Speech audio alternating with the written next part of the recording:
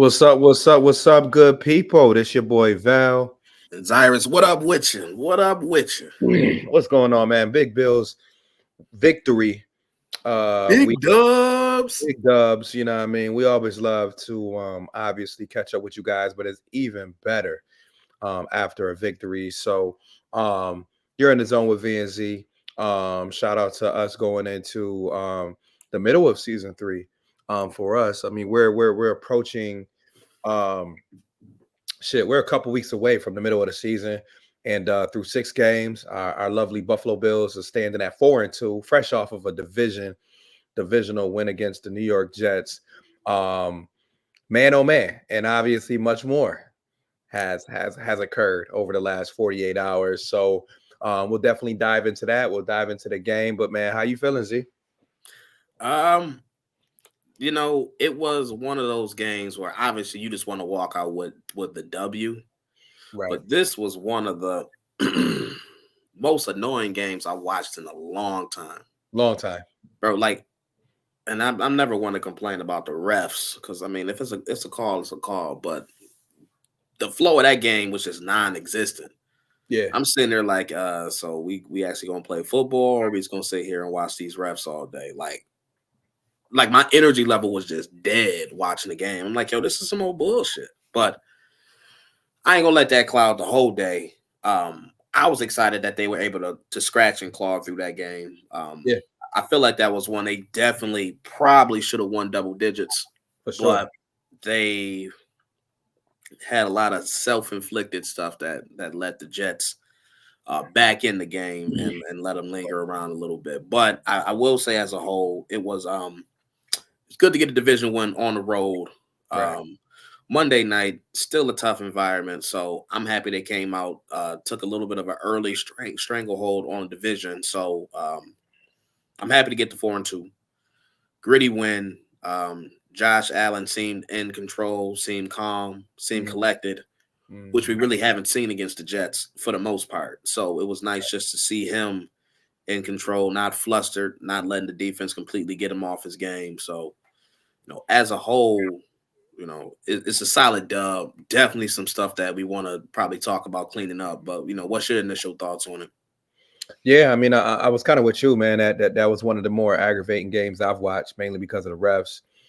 Just couldn't really get no consistent flow. I mean, when you stop in a game every 5 minutes to throw a flag, I think even viewers who are not fans of either team can get annoyed. But it's definitely tough when you see some calls, some penalties that you're just like, I don't know what you're looking at. Right. From Like, what's going on? yeah, from the fumbles, to the roughing the passer call, pass interference on Christian Benford at one point. It was just so much stuff in there that, I mean, if you wanted to dissect it, we can go on and talk about it. But like you said, you gotta eventually, give yourself that 24-hour rule and just reflect on the fact that we were able to get out of there with a win.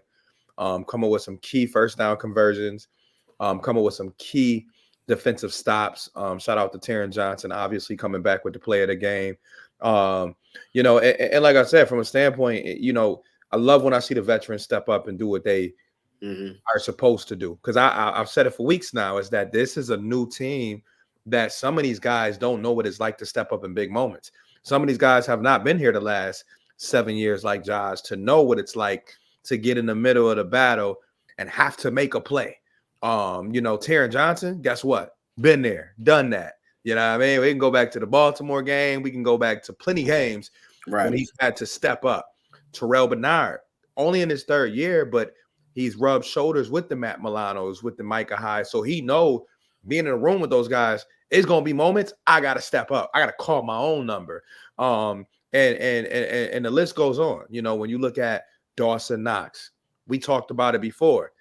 Who else would know when to come up with big plays than Mr. Playoff Touchdown Man himself, Dawson Knox, coming up with a key red zone um, touchdown in that game, and then Josh Allen himself, just knowing when to draw it out the dirt, call his own number at the end of that game, to clinch that first down and clinch the victory.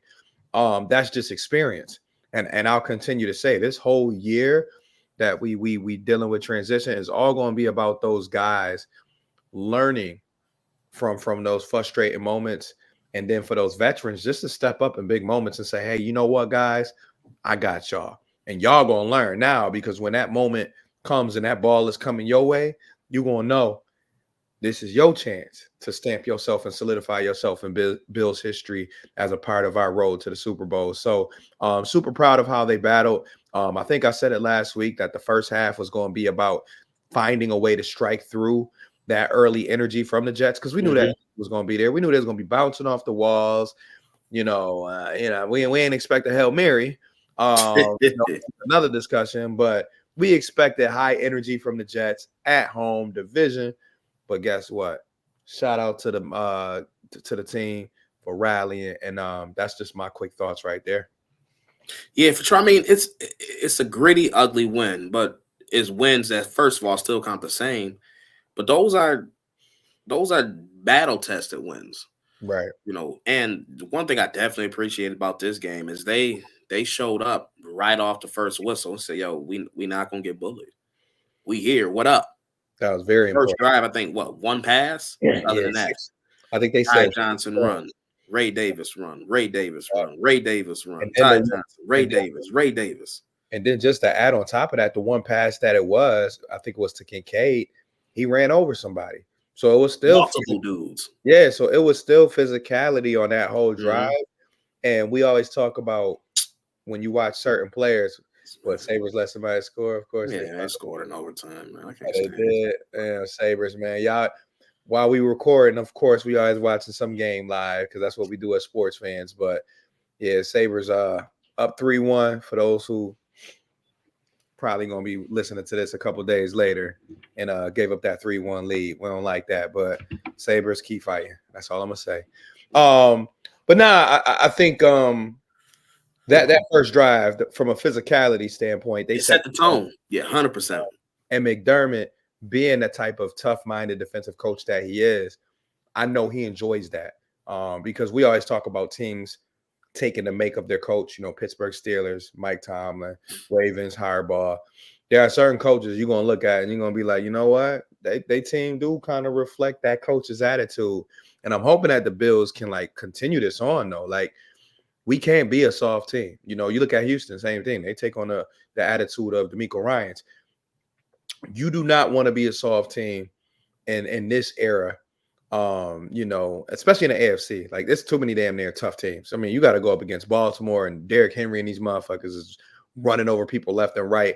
You want to be able to let teams know when they play the Buffalo Bills, you better bring your shoulder pads. You better bring your lunch pail, as they say, because we got dudes like Ray. We got dudes like Ty Johnson. We got dudes like Dawson Knox, Dalton Kincaid, Keon Coleman that'll knock your head off if you don't strap up the right way. So, that's all I really wanted to go with, as far as the quick thoughts on that.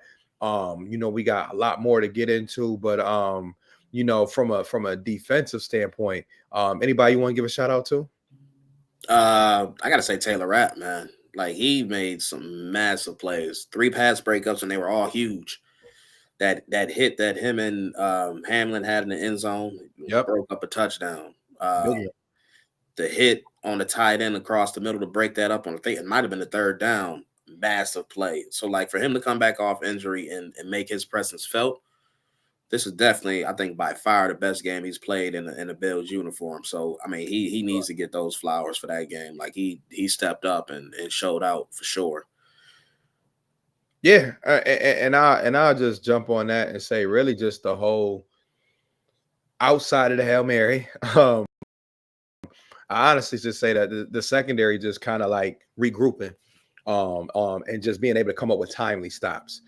Because if you want to talk about Taylor Rapp chasing down Breece Hall, massive, big play there, and like you said, an easy touchdown, and that ended up being no points on that drive. Right. Damar Hamlin had a couple good tackles, hits in that game, but Rasul Douglas had a lot of in the run game. My man was a dog. Yeah, he had a couple open field tackles that really had some potential to get some yards, and he shut that down. Right. So for majority of this season, we've obviously shown a lot of love to the front seven, but I think this was one of those games where we saw our secondary, even without looking at the numbers. And like I said, we can talk about the Hail Mary and knock the ball down and do this and that.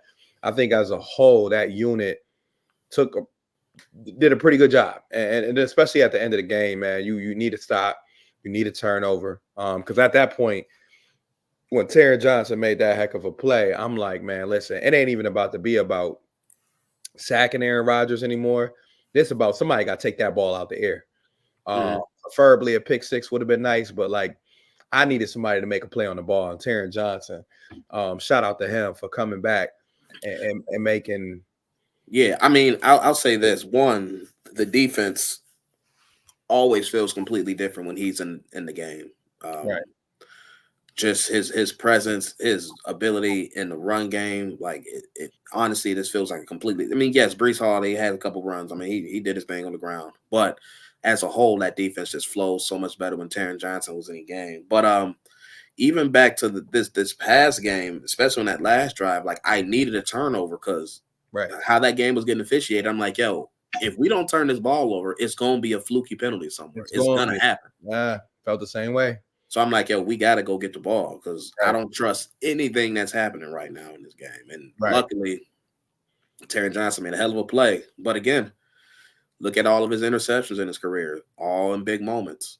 Yep. He shows up when the team needs him the most, and he made a hell of a play. Yeah, and I think that's the big thing. Like somebody said, like you that's why you can't sometimes put a band-aid when your all pro or your Pro Bowl players are down because you can get a guy to step up like Cam Lewis, Balin Spector for a game or two. But at the end of the day, No replacing them, folks. when they come back into the lineup, you be like, oh, yeah. I remember. I Yeah. remember. Yeah. This is why that's all pro Taryn. This is why this is an all pro caliber player in Terrell Bernard because even Bernard, I mean, it's only been 2 weeks since he's been back, but you can see the Oh, difference of like you having. feel his presence on the field, like the way Yeah, he shoots the gap, the way he plays the pass. Like yo, he just has a knack for just finding that spot in the listen, zone and just that boy being special. in position at all times. Like yo, just That boy, that boy's special. And I know there's other guys out there that we can sing praise to all day long. I thought Greg Rousseau had a good game, even though the sacks weren't there. AJ Epinesa, of course, should have had 2 sacks in that game, but um, good all around effort on the defense. yeah, for You sure. want- And go what ahead. I keep thinking too is like yo, if we can actually get healthy, Right. we can Yeah, get Ed Oliver back on the field, we can get Von back from suspension. Fingers crossed if we can get a Matt Milano back on his defense. Like man, yo, this I still think that's going to happen in December because it be sometimes, and I'll just say this real quick. You watch injured players like when they know they done for the year, they like remove themselves. They like, what I mean, I'm gonna I watch see these. y'all boys next year. Yep, I'm gonna watch these games for couch. But the thing I love about Milano is like, even though Milano is not a man of many words, that man been around. You know what I mean? Every time you watch on those sidelines, he around somebody, he talking to somebody, or he just engaged with the game. And I love that because like that lets me know like he's still locked in. Like that lets me know like he trying to gather as much information as he can. So when he hit that field, he can hit that field running. So I'm still expecting, you know what I mean? I don't know what week, but I'm aiming for if I had to put a timeline together, I'm gonna say like mid-December. And I know by that point we'll only have like 3 games left, maybe 2. But I say get his feet wet before the playoffs. Don't let the playoffs be the first time you see him. As long as he's capable, like I said, once he clear, but get his feet wet in the regular season. You know what I mean? December games, we know they can be rough on the body, but Mhm. let's get his feet wet in December.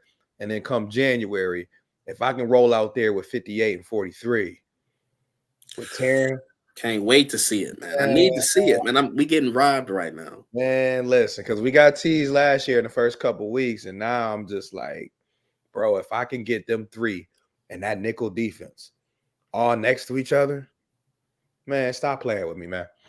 Stop playing with me, man. You got the growth of Christian Benford, Douglas on the other side, Rap balling out. DeMar, we'll see what happens there. Kind of itching to see if Buda Baker available, but that's another discussion. But yeah, I mean, like, but pound for pound, when everybody back at Oliver, Von Miller included, like you mentioned, this is a top 5 defense. So I'm just like, let's work through it right now. Let's continue to make strides and make timely plays because this right now is a unit where If the veterans do their job, they will still be only allowing 17, 18 points a game because that's how good this unit can be, even with the missing pieces. Now you get everybody back, then we can talk about trying to be dominant, which I still feel like is not too far fetched. But before we get to obviously the big trade news that happened over the last 48 hours, I want to touch on the offense, but and give a shout out to a couple guys. So man, obviously one is obvious, but who you want to give a big shout out to for the offense in that game? Uh, I mean, I think obvious one is Ray Davis. Right. I mean, I don't even think I really got to speak on it. Like, my man balled out. He showed up. The aggressiveness he runs with, always falling forward, Right. quick little feet, good wiggle. He played a hell of a game. I mean, scramble drill. I mean, 45 yards, 50 yards down the field, come Yeah. away with a clutch catch Yeah. for a rookie in a tough environment against a tough defense. He showed up, set the tone. So, I mean, that would be my obvious shout out. But I want to shout out Deion Dawkins. And granted, I don't think this is the best game he played. However, his demeanor, his tone setting. Yeah. He's been very vocal about his dislike for the Jets. Oh, for sure. And that carries over. So, like, the nastiness that was brought from this O-line, especially him and Spencer Brown, like, no, we're not taking no shit this week. Right. We in your face. Tone setting right there. Yeah. So, like, again, I don't think this was his best game by any stretch. But again, Nah. the juice that he brings, and yes, bad penalty by taking that personal foul For whatever that was, whatever happened. Right. Yeah, whatever happened. I don't know what it was. Was it on a commercial? I ain't never seen a penalty during a commercial break. Yeah, stop it. And then you can't even really show the replay. Like, you just showing too lights much. was out. Ain't no telling what happened. But again, like, I just want to say, man, again, he talked a whole lot of stuff, but again, that line came and backed it up. They played bully ball up front. So I want to say shout out to him, and just that the dogs up front. They held it down and kept Josh pretty clean for the most part too. Yeah, and that's a little bit of appreciation for a guy like Aaron Cromer too. 100%. You know, 100%. I saw a tweet that was kind of mentioning how good the offensive line played, and they kind of was just like, man, this is has Cromer's hands all over it. You seeing Osiris Torrance starting to bounce back too, because I mean, he had a little bit of a shaky first couple weeks, but last few weeks, and especially on Sunday, or Monday, he's looking much more stable and did a much better job, especially picking up some of those stunts that he's been struggling with all year. So, like you said, this is Aaron Cromer. All I mean, this is year 3 with him there, I believe now. So, yeah, I think he's really starting to see his fingerprints over this O-line, and it's paying dividends.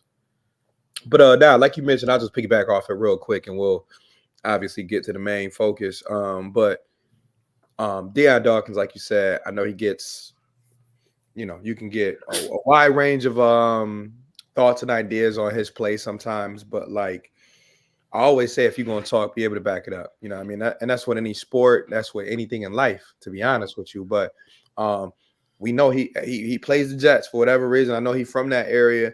He plays the Jets with a chip on his shoulder. You know what I mean? The beef that he got with Clemens from previous games. Yeah, he really don't like that, man. Yeah, I know. And it's funny because he was in my store the other day, and it was just like a half hour after I left, and he sent a little small video to my GM. And let's just say he was about that F the Jets life, and he made that known in the video too. So he really has a passion for not liking the Jets. Hey, I wish he hate every team the same, and he probably do. But it's tone setter though. You know, you look at San Francisco, and they got a left tackle by the name of Trent Williams. He brings that same tenacity every week, and defensive players don't even want to touch him. They like, all right, you got this one, but we still gonna play football. And Deion Dawkins right now, he's getting to a point now where, yeah, he a big bubbly personality. He let us smile, laugh, and all that shit. But when it comes time to play football, same thing with Spencer Brown, them boys be ready to protect Josh like their life depend on it. So I just hope that they build off this, not make it just a Jets thing, but just like continue to dominate, continue to beat boys up down there. Like I said, don't get penalties, but as long as y'all creating holes for Ray and James Cook, and y'all blocking up for Josh, I'm gonna tell y'all, keep that same mentality, keep that same mindset, and McGovern and those guys in the middle, keep doing what you're doing. And guess what? It's a good thing that we're not even mentioning Edwards, because that means, guess what? That means Edwards probably doing his job if we're not hearing his name. So you keep that up, Edwards, Alec Anderson. You know what I mean? As a six offensive lineman, seems like he's doing his job for the most part. So happy with the O line, but definitely big shout out to Ray Ray, because we always say with rookies, it is tough to get your number called and truly step up. Not just put the band-aid on the situation and give us 13 carries for 50 yards, but to come in there, go get over 150 yards from scrimmage. I'm sorry, man. This is not gonna fucking be the death of me if I don't kill it. So yeah, that's why y'all gotta watch the video sometimes, because sometimes y'all catch us fighting, insects. But nah, Ray, just the mindset that the guy got. I mean, you could tell he's his age. I think he's like 24 years old, but definitely doesn't play like a rookie. Doesn't have a mindset of a rookie. Extreme ability, from the hand department, then going all the way down to how he hits those lanes, the run lanes. I mean, this guy, man, he packs a punch, man, which is this day and age, running backs. Every once in a while, you'll see running backs trying to avoid contact. This guy is like, man, listen, tackle me if you want to. I'm gonna get another yard or two. And then the one cut moves. I mean, like you said, it's not too much to say about Ray, but I thought we at least give him his flowers and just say, hey, man. Yeah, he earned some more snaps. And the thing about him is, I think him and Cook make a great complement to each other. Like his downhill running style with the slashing ability that Cook has. Like this can be a very dynamic 1-2 punch if they can really get it rolling. Right. Yeah, and you brought up a good point. Like you got one guy that's going to obviously bounce it out and be so smooth and slick and can break it for 50 yards like he's done this year. Then you got a guy like Ray who can still get downfield, but he going to force you to try to make a business decision, which I love. Is because guess what? If I put both of them in the backfield, now you got to get ready for both.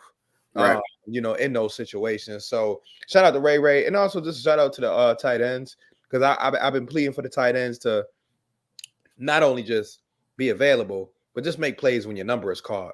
And Dawson Knox on that one play, guess what?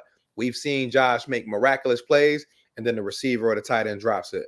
So shout out for Dawson for holding on to that bullet that Josh threw when he was being Houdini. And then Dalton Kincaid, just guess what? Catching what came to him. You know what I mean? He didn't have a humongous day, but the 4 or 5 catches that he did have were important catches. Then they were either first downs or he was just making himself available to move the chains. So shout out to the tight end group, the running backs, the receivers. I'm not going to shit on them. I mean, Curtis finally got a pass downfield. Yeah, I mean, Mac Hollins drew multiple pass interference. Yeah, Mac Hollins out there, even though he about to slide to like number 5 on the depth chart. Hey, shout out to your contributions. Yeah, you know what I mean? I'll never forget. He had DJ Reed frustrated. Like that made a difference. And a lot of that stems from just they not respecting it anyway. So when they seeing this dude go down the field 40 yards, they like, number one, why am I having to chase you 40 yards down the field? But again, shout out to him for just playing this part. Keon, I still like to see him get more targets, because I'm really starting to feel like it's going to get to that point where Keon, I could see him getting about 5 or 6 a game, even with the addition of Amari, which we haven't really said his name out loud yet. But with the addition of Amari, I'm expecting Keon to like continue to grow on the outside, inside, whatever. Yeah, I mean, I'll wait till we actually talk about it more. But yeah, carry on. Yeah, but now that's all I'm gonna say. Like I said, I wanted to make sure I spread the love around. But big win. We just spent probably more time than we needed to on a previous game, but it's always good to recap. I know we weren't too far off with our predictions. I know you predicted kind of like a blowout. I think I said we will win by 8, but at the end of the day, like we always say, a win is a win. Tyler Bass, that's another story, but a win is a win. And let's move on to this latest news. So, for those who don't know, which probably is only like 1% of our listeners, Amari Cooper is now a Buffalo Bill. We have been kind of hinting at, like, at some point in the last 4 or 5 months, we possibly gonna have to add break glass in case of emergency. We gonna probably have to add somebody, a veteran receiver, a bona fide threat. Now for most of us, even us who think we know it all, we ain't know if it was gonna be in season. We ain't know if they're gonna wait till after the season. But as soon as Amari Cooper name came up, I kind of did start to think a little bit like, okay, I'll monitor the situation with Bean. You know what I mean? We'll think about it. Adams, once you saw the numbers on Adams' situation, I ain't really know. And then from a fit standpoint, I'm like, dude pretty much got a similar attitude as Diggs. Not to say that's a horrible thing, but like Adams, you know what I mean? He want that rock and he want to, whatever. But Cooper, one thing that that Bills fans will come to find out about Cooper is like this is a businessman. He obviously knows how talented he is. Has been a number one receiver pretty much his whole career since he stepped into the NFL. But he has a whole different approach, man. That man's strictly business. He might say 3 words when he get on that football field. But I feel like it's a perfect fit personality-wise, perfect fit for what this offense needs. But Amari Cooper is a Buffalo Bill. What were your first thoughts, man? I'm happy that they decided to make the move when they did. One, early enough to still have enough time to build some chemistry. So even if they're not clicking at full cylinder right away, it's still October. Right. We got 2 whole months before playoffs even start. So I'm happy they didn't wait until the trade deadline to actually make this I move. gotta pause you real quick just to say, watching this New York Liberty game versus Minnesota, and for I those was getting ready to put it back on. listen, Shorty just hit the me Steph Curry step back 3 with 1 second left. I think her first name is Sabrina. I don't want to Oh, fuck. Ionesco? Man, She's so fire. she, She's so fire. he just hit the crazy step back, but it's still 1 second left. So I'm Like, a yo, her game is so cold. Like it's nasty, man. Like she get on my damn nerves. Like she got that type of game. Like, yo, why are we yeah. what Ooh, channel is that on? that was on ESPN. So shout out to those who follow us because y'all know every once in a while we're gonna watch some live shit while we're recording that. I just caught a great moment. I know the Yeah. Sabres game ended up. Hey, yo, Yeah, Cash. I just have to go catch it real quick. yeah. Real shit. But anyway, back to the Amari Cooper though. You know what I mean? We don't want to derail too much. But yeah, so you were saying now. My bad. Yeah, no, we good. I was saying I'm just happy they decided to make this trade and not wait until the trade deadline. Right. So I was happy to see that. Secondly, I'm happy they decided to pull this trigger because where else can you get this quality of a player on a Cheap. $800,000 salary?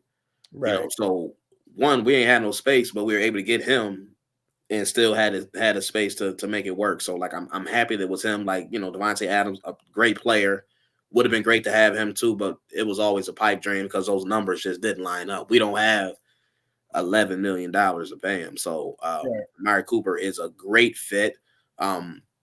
Literally the exact type of receiver that I think that fits in with this offense right now. Someone who's a bona fide stud on the outside, who's just a route technician.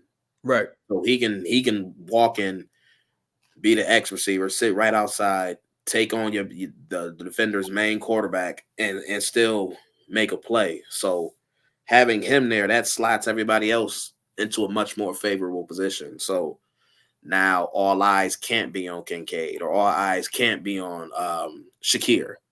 And now that takes some pressure off of Coleman because now he doesn't have to try to be that guy as a rookie because now we got a dog that they can rely on and he can learn from, which is not the exact same receiver, but a similar skill set.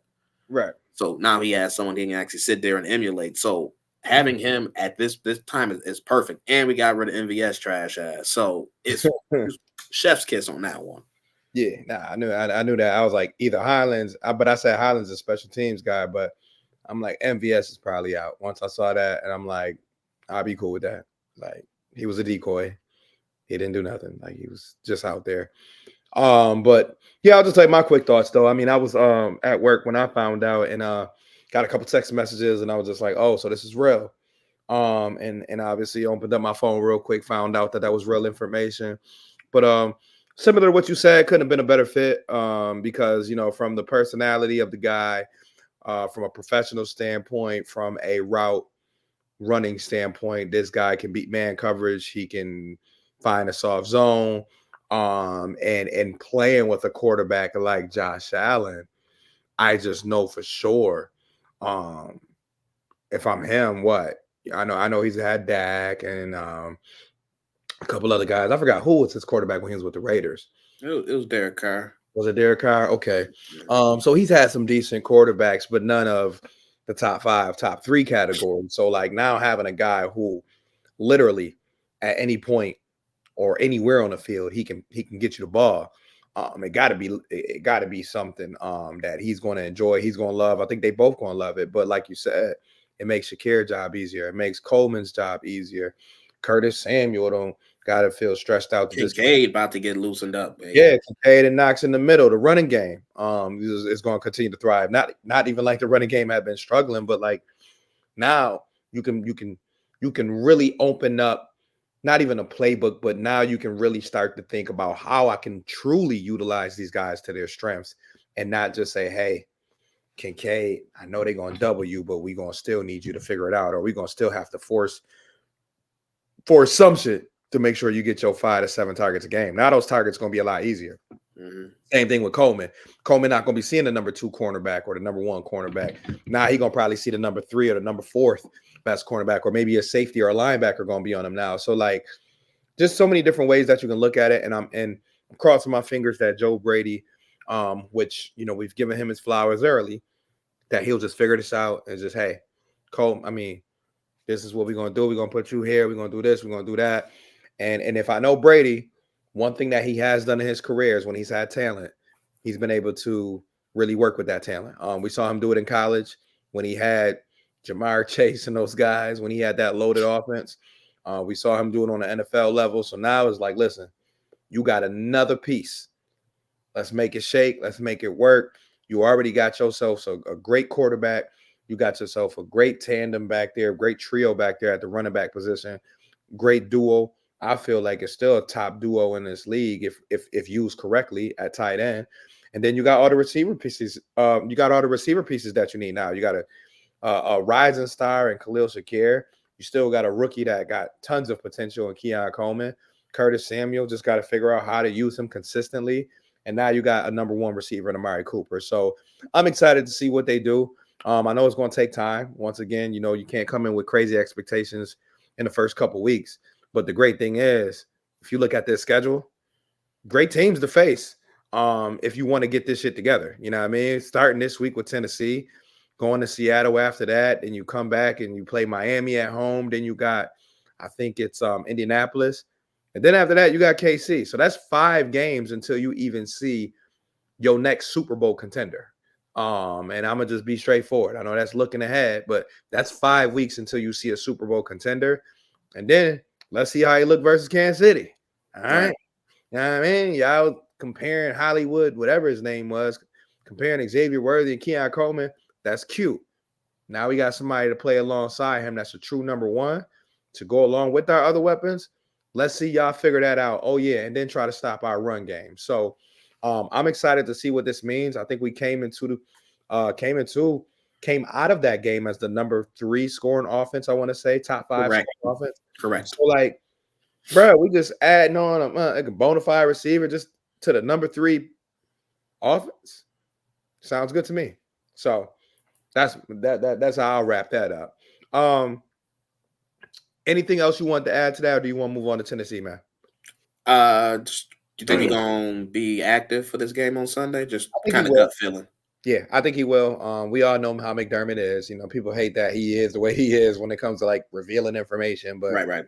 I think what they'll do, they'll take the time. Obviously, the next 72 hours is going to be really big, and probably by the time we drop this episode, we'll probably hear a little bit more. But I'm thinking that they're gonna really have that man like, hey, you've been in the league 10 years. This is what we're gonna do. We're gonna probably put you in here for about 15, 20 plays. Right. This is not his first time getting traded, so I mean, he's been here before.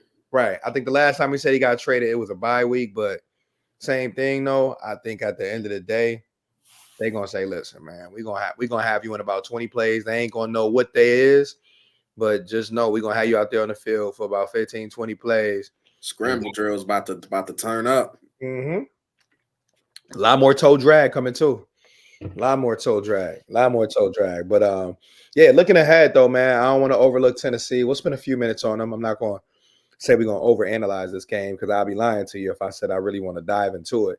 But Tennessee, I will say they have something good going for them, and that's their defense. I was gonna say their defense is legit. They got some dogs on defense. I Yeah, mean, yeah, L'Jarius Sneed obviously is probably the top name in there, but I mean right. Jeffrey Simmons still in there. So like, I mean they got some dogs on defense. So it's Yeah, not a game where you just expect the Bills to just because it's Tennessee, you're not gonna go drop 45. Like right. this is a legitimately good defense. So Yeah. So I mean, me starting with that, man. What do you think the offense got to do? I mean, whether Amari Cooper is playing or not, what do you think we got to do offensively to just kind of like play our game?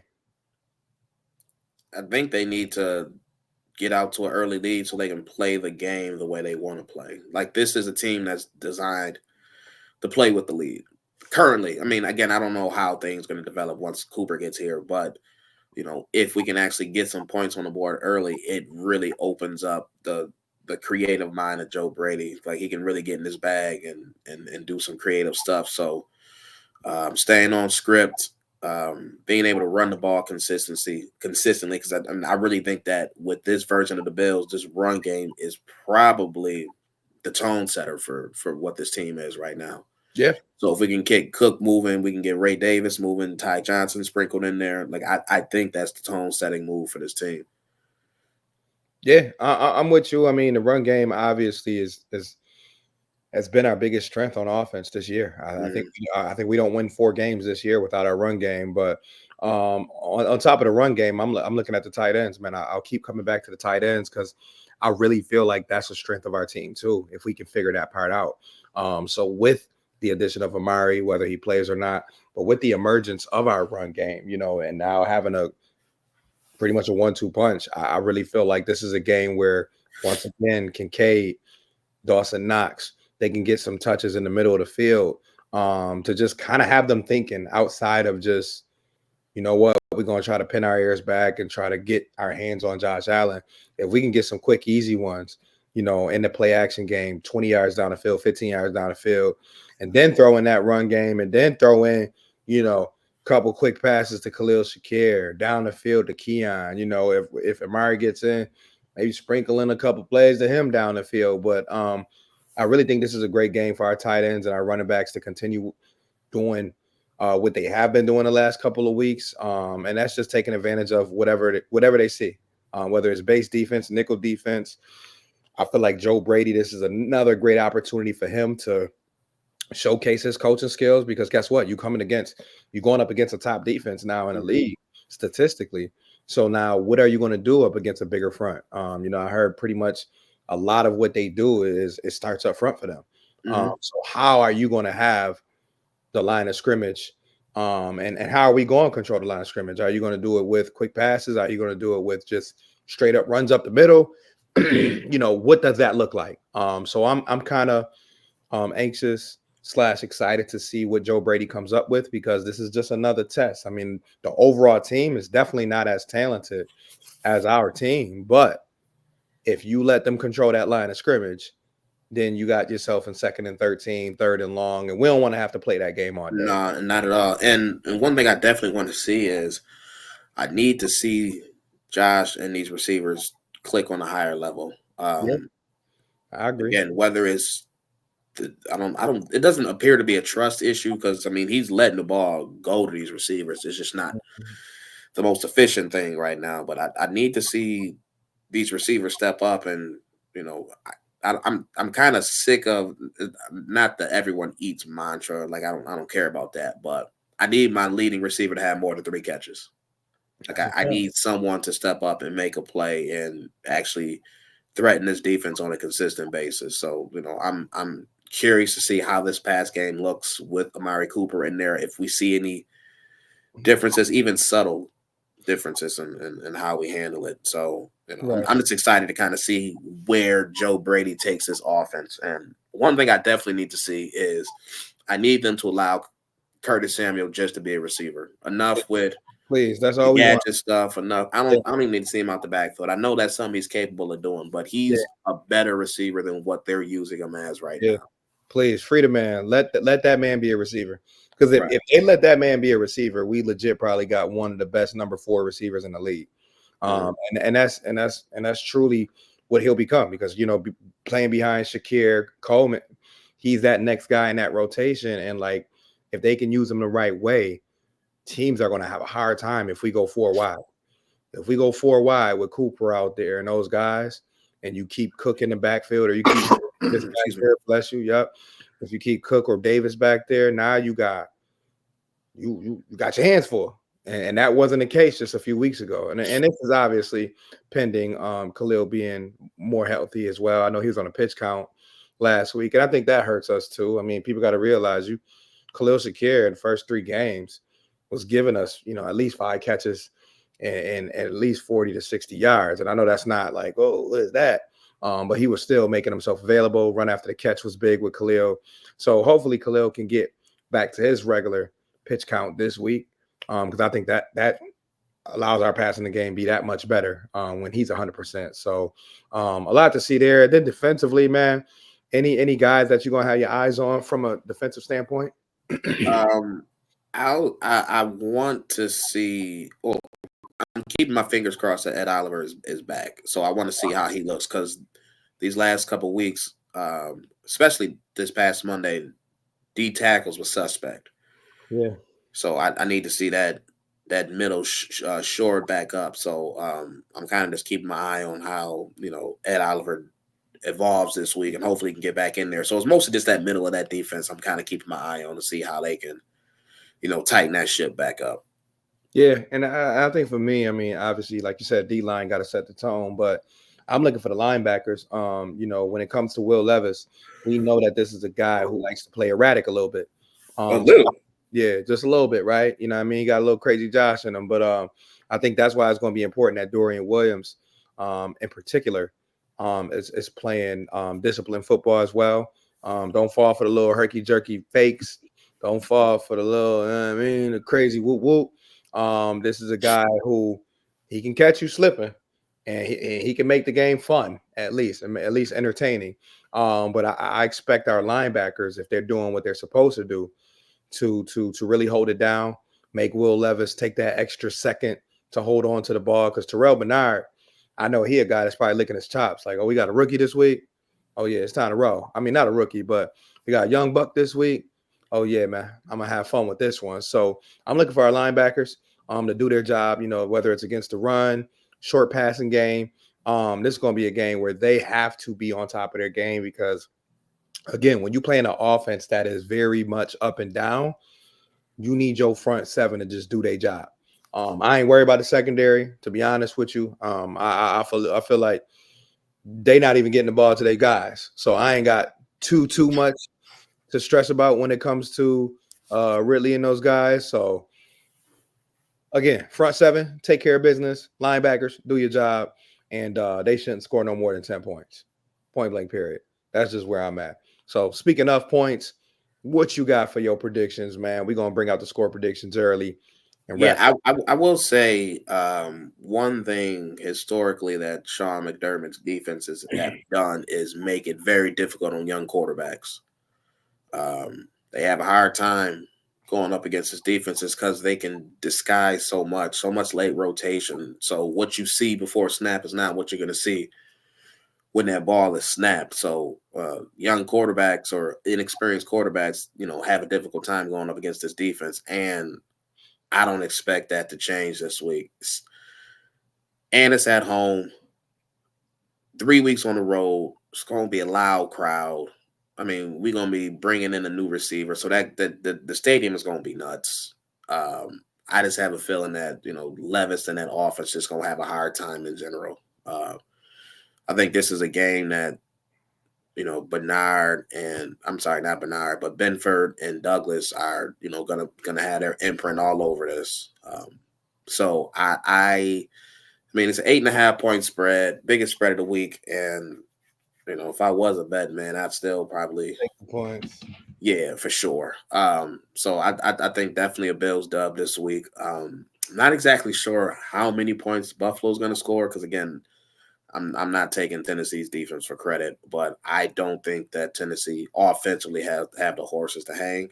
So Mm. I'm gonna go with a score of 27 Buffalo, 13 Tennessee. Wow, I was really thinking something very similar to that, so I'll have to pivot off that. But pretty good. I'll give it to you right there because I mean, like I was thinking field goal, like touchdown, maybe early.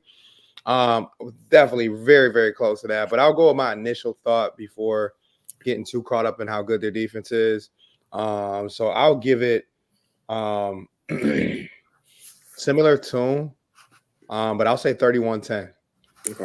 I'll go 31-10. I do think that late in the game, you might get them even on defense to be just a little bit more out of it, just when they realize that the game ain't within reach, and the Bills can sometimes, somehow crank up another score or two in that fourth quarter. Even if it comes on a quick run play, you know what I mean, or a screen that goes all the way. I just think that with the way that they finished that game on Monday, they're going to want to, in front of the home crowd, really put together just a fine execute from an execution standpoint. I think they just going to really come in and just really play. In few words, I think they just going to execute at a high level. I just think that all across the board, from coaching all the way down to the players, they probably feel like that game didn't go as well as they wanted it to go. Even though I felt like they controlled the line of scrimmage and they did all those great things, made a lot of key stops, turnovers. That I think this is a game where it's like, listen, we know we can't take it for granted. We know we got to match the physicality of the Tennessee Titans, but at the same time, we need to play Buffalo Bill football in front of our home crowd. So I'm expecting, them to come out smashing guys early, physicality early, and then when it come down to it, I expect when they get in that red zone, I expect when they pass that 50-yard line for Josh and those boys to start making plays and get in that end zone. So I'm gonna go 31-10 Buffalo, and I won't predict anything crazy, but I will say we will get another Keon Coleman touchdown. So I'm gonna go with that for my statistical. Uh, Yeah. Okay. I got Well, Keon getting number 3. I'll add mine is I have the Bills getting at least 2 interceptions this week. I like it. I So, like it. Is Will Levis play the full four quarters? yeah, he will. Just cause there's no need to pull him.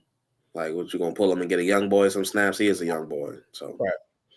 All right. And I don't want to do around the league. We always, had our moments where we did our upsets and this and that. I do want to say just your quick thoughts on the Adams to Jets trade. What you got for me? I mean, it's a good move because at the end of the day, this AFC is super top heavy. You got Kansas City, you got Baltimore, you got Houston, you got Buffalo, and that's about it. Other than that, it's completely wide open. So why would the Jets not make a trade? Because again, I look at it this way: Cleveland, no chance at the playoffs. Right. Tennessee, in my opinion, no chance at the playoffs.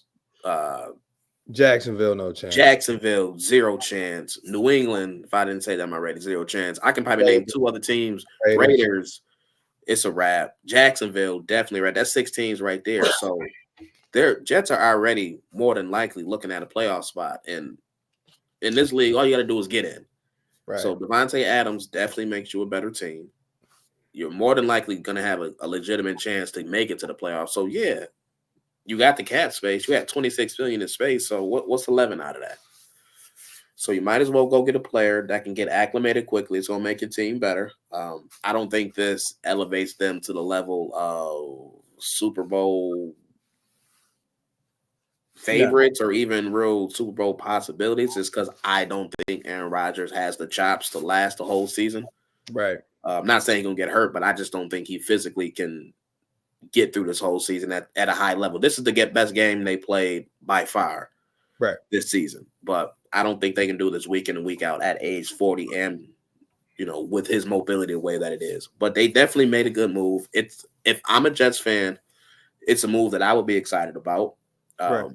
because I want to see my team go all in. I already have a 40-year-old quarterback, so my window is already small as is. So I might as well give him as many weapons, take as much possibility to take a run at this thing. So I love the move for the Jets.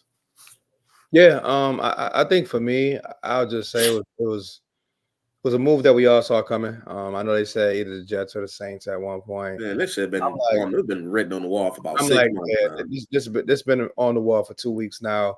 I think for Devontae, I get it for him. It's like, hey, free me from the It's Raiders kind of mess. trash though. He been out with a hamstring injury for weeks Yeah, now. we All know. of a sudden, get ready. Oh yeah, he's starting on Monday or it's starting on Sunday night. I'm That's like, why we say, yeah, trash. we know a lot of that stuff be BS. That's why I don't pay attention to it. Yeah. I don't let it, sway me one way or the other because a lot of that stuff be a lot of BS. But anyways, um, he got his wish. His wish was to get out, be reunited with one of his old quarterbacks, preferably Aaron Rodgers. And from Aaron Rodgers, of course, once again, Aaron Rodgers gets another wish. My whole thing for me is since it's a division rival too, is guess what? I hope that it does nothing um, crazy. Will it sneak them in the playoffs? Kind of like you mentioned. Most likely. I had them before the season winning at least 9 or 10 games. So Shit, yeah, somebody gonna win and probably get in with 8 this year. Just right. the way that So so bottom, the so way I that trash. so the biggest thing for me is I still see it being the same. Like 9 or 10 wins is where I had them at. Mm. 9 or 10 wins is where I got them. This is not going to, for me, put them in the top 5 category in the AFC because you still got Houston, Baltimore, Kansas City, us, and then maybe you can throw in another AFC North team if you want to put. I don't even know. But for me, they're not a true threat to those 4 teams that I just mentioned. Right. Because from a top to bottom standpoint, do they have players? Yes. But one thing that was brought up, I was listening to a couple guys on ESPN who know what they're talking about. They like it's one thing to have individual players, but do you have a team? Do you have guys that can play together well and can y'all all get on the same page? And for whatever reason, it just hasn't been that way. Now, will you come in with a quarterback and a wide receiver on the same page? Yeah. That motherfucker's gonna be good together. But guess what? You still got to make sure you fluid with everybody else. Still got to feed Garrett Wilson. Still got to feed your running backs. Still got to make sure the offensive line is doing their job because they've been underwhelming for the most part. The defense can't stop the run, which is alarming. Their corners outside of DJ Reed aren't tackling. Sauce is just out there, out there. He really Should has. even DJ Reed be playing mad lazy, trying to Yeah, shoulder tackle? If y'all boys don't wrap up, yeah. I mean, safety play been questionable for them. With the injuries that they're dealing with. So like, they have other holes that like a QB to wide receiver combo is going to be good entertainment wise and raise their offensive levels because their offense has been below average. But it's just like, all right, when you bring out the defense, is that defense still going to tackle? Is that yeah, defense I still don't going think the to move moves the meter enough to make him a legitimate Super Bowl contender. But right? I think it's good enough. I think they'll make the playoffs. I think their streak of not making the playoffs, 11 years. I think this the year it comes to an end. But we'll see. Because again, They don't. Just all you got to do is hilarious. get in. But I No. again 2.5 games behind the Bills already. They have an uphill climb to even get a sniff at the division. So it's gonna It'll be be tough. cute. It'll be a cute story. I put that on Disney Channel 20 years from now that Aaron Rodgers at 41 years old was able to get everything to work in his favor and he still blew it. Love it. Like I said, with it being a divisional rival, I'm just like, man, if it work, it work. If it don't, it don't. But if I'm a Buffalo Bills fan, if I'm a I Buffalo wanted Bills to I player, want listen, I need them to lose this week, crash and burn, and then I'm yeah, happy. they play Pittsburgh this week. I love it because Mike Tomlin is one of those guys that he willing to meet all challenges. So whether they going out there with Listen, Russ or Justin, I don't know who if they they don't playing with. figure out a way to stop TJ Watt, nothing else is gonna matter. So I'm just curious to see what they try to do with that fella. Tell you something that's going to be something to watch. Like I said, we don't spend too much time going around the league Yeah, Sunday anymore. But night, TJ Watt gonna he Watt gonna versus put that hurt. O line, Mm-hmm. Aaron Ryan going to be we Because can look, talk it's about no disrespect to AJ Epinesa at all, but he was giving them fits. So if they come with that same effort against that TJ O line Watt, been trash. Oh yeah, it's gonna be a problem. that O line been very questionable all year. That's all I'm gonna say. And they They have talent up there too, but it's just I know because it was a not revamped clicking. offensive line Yeah, it's just not clicking. again. You can have all the individual players, but if them motherfuckers can't play together, Right. it don't mean nothing. That's why I said I give the Bills a ton of credit because with all of the new faces that they got on this team, they are slowly really starting to gel. And it's beautiful to see for me because I'm just Yeah. like, man, 100%. I'm coming with you in on the that. training camp, I'm like, man, we got about 12 new faces out there. Let's just hope we win 9 games. Now I'm over here like shit. Let's get a top 3 seed. And let's keep this boat rolling. So all in all, y'all, we said we wasn't gonna record too long today. I mean, we got a 1 p.m. game Sunday back at the stadium, 65 degrees. It should be a beautiful, beautiful day. If you don't know, now you know the cold weather has reached its way to Western New York, but we're going to still enjoy another beautiful home game this Sunday. If you were out in Houston and see me and didn't say anything, Just shame on you. do better. Nah, but we got another one coming up soon, though. Seattle is around the way. Looking forward to that. Never been to Seattle before. So You skipping straight through the home game, man. We in the house, baby. no, I'm just saying I'm looking ahead. I'm looking Don't be ahead. looking ahead. Listen, hey, Right. dog, it's the first home game in 4 weeks, man. We in Right. there. And the weather's supposed to be fake decent. I know, 65. That's what I said. 65. Bring your shades out. Bring out your favorite ball cap. Should be a good game. Hope to see everyone who I normally see. Z, I don't know if you making it to this game. You going to this game? I'm in there. Oh, okay. Listen, if the weather good, I'm good. All right. All But right. I may not see you to the playoffs after that, though. I respect it. I respect it. You know what I mean? Do what you gotta do. Listen, from November on, is weather dependent. Yeah. I feel you. I feel you. I know you gotta be there for that Kansas City game, though. Well, let me see what that forecast do. All right, I'm about to say that The thing game is, out. That game in San Fran. yeah, I know. I'd rather go to San Fran than Kansas Okay. City. I've never seen San Fran in person, so I mean, I've seen Kansas City. I respect it. So Yeah, I don't think I've ever I'm seen San Fran in hoping person it's either. gonna be all weather dependent for me, man. I'm good. I I feel you. love my team, but I'm You good. know, I don't need to be outside in 38 and rain. I don't want nothing to do with that. I feel you.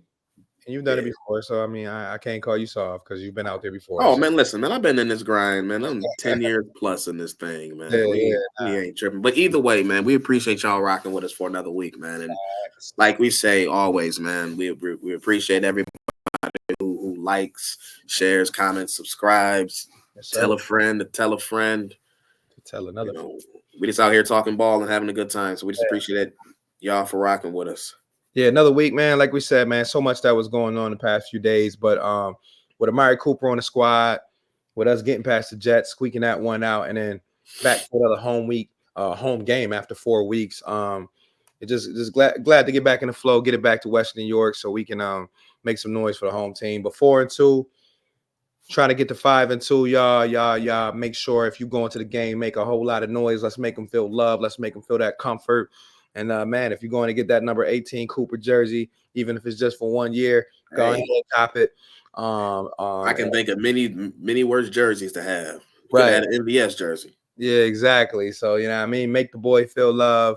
And let's go out there and let's have some fun on Sunday. So from me and Z to y'all, thank y'all. And we're gonna catch up with y'all in a week. Peace out, people. I'm about to curse, but I ain't gonna curse. Peace out, though. Love y'all. Okay.